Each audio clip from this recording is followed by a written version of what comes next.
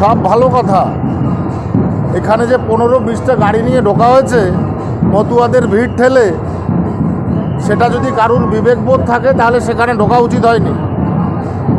ঠাকুরবাড়িতে আসলে গাড়িটা দূরে দাঁড় করিয়ে রাখা উচিত ছিল। প্রত্যেকটা ভক্ত আমাদের কাছে কমপ্লেন দিচ্ছে যে এখানে 15 থেকে 20টা গাড়ি দাঁড়িয়ে রয়েছে, আমরা যাতায়াত করতে পারছি না এখানে। এইরকম বিবেকহীন কাজ আমার মনে হয় কোনো ধর্মীয় স্থানে এসে করা উচিত নয়, যেখানে মানুষ কষ্ট পাচ্ছে, ভক্তরা কষ্ট পাচ্ছে।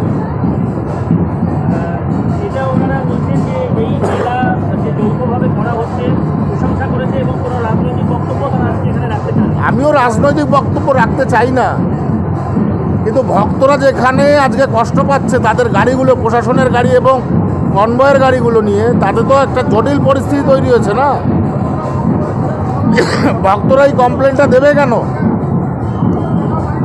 ন্যূনতম একটা সেন্স থাকা দরকার যে এত ভিড়ে, লক্ষ লক্ষ মানুষের ভিড়ের মধ্যে গাড়ি নিয়ে আমরা ঢুকছি, সেটা সেই সেন্সটা তো থাকবে। হাফ কিলোমিটার দূরে গাড়ি, আমরাও তো কোনো তীর্থস্থানে গেলে আমরা গাড়ি দূরে রেখে আমি পায়ে হেঁটে যাই, এটাই হচ্ছে তফাৎ।